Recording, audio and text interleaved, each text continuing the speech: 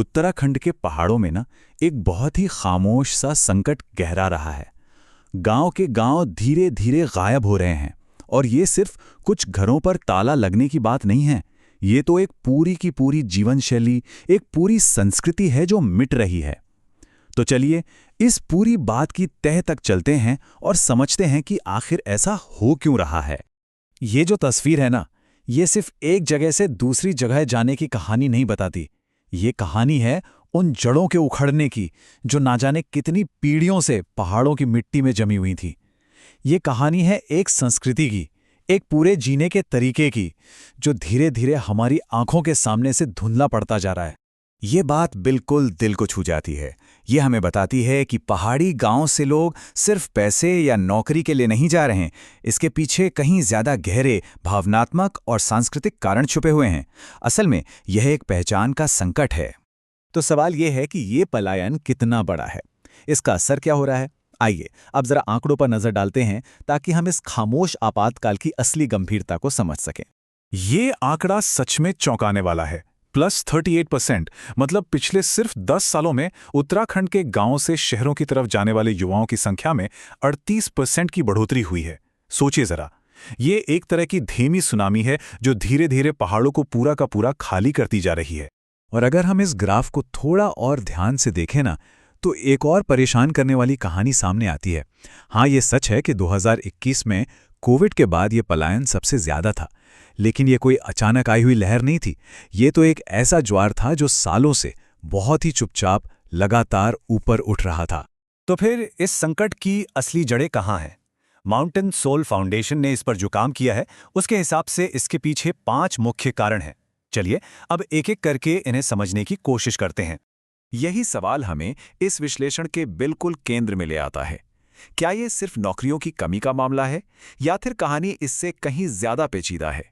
तो इस पूरे संकट की 5 गहरी जड़ें हैं। पहली, कमाई का कोई पक्का जरिया ना होना। दूसरी, हमारी पढ़ाई लिखाई जो असल जिंदगी की हकीकत से बिल्कुल कट चुकी है। तीसरी वजह है कि हमारे स्कूल के सिलेबस में से हमारी अपनी संस्कृति ही गायब है। चौथी, हमारे युवा अपनी ही जड़ों से, अपनी पहचान से दूर होते जा रहे हैं। और हाँ, 5वीं और आखिरी वजह, जो पारंपरिक हुनर और ज्ञान था, उसकी अब कोई कदर ही नहीं रही। लेकिन कहते हैं ना, जहां चुनौतियां होती हैं वहीं समाधान भी जन्म लेते हैं। तो अब हम समस्या से हटकर एक ऐसी पहल पर बात करेंगे जो एक बहुत बड़े वैश्विक संकट के बीच में उम्मीद की एक किरण बनकर सामने आई। ये कहानी शुरू हुई साल 2021 में। उस वक्त कोविड-19 महामारी अपने चरम पर थी। संस्थापक मनोज प्रकाश जागूड़ी ने एक पहल शुरू की जो आगे चलकर अक्टूबर 2021 में एक रजिस्टर्ड एनजीओ बनी। नाम था माउंटेन सोल फाउंडेशन। और यहाँ बिल्कुल साफ साफ दिखता है कि कैसे एक जवाब सीधे जरूरत से ही पैदा हुआ। देखिए, एक तरफ खाली होते गांवों की चुनौती थी और दूसरी तरफ जमीनी स्तर पर फाउंडेशन की मदद पहुंच रही थी। ये इस बात का सबसे बड़ा सबूत है कि समाधान कहीं बाहर नहीं बल्कि समुदाय के अंदर ही मौजूद होता है। यह फाउंडेशन के संस्थापक का मूल दर्शन है, उनकी सोच है। और ये इस बात पर रोशनी डालता है कि असली बदलाव बाहर से नहीं आएगा, बदलाव अंदर से आएगा, जब वहां के स्थानीय समुदायों को अपनी ताकत का एहसास होगा। तो चलिए अब आगे बढ़ते हैं और देखते हैं कि ये जो सोच है ये जमीन पर कैसे काम करती है।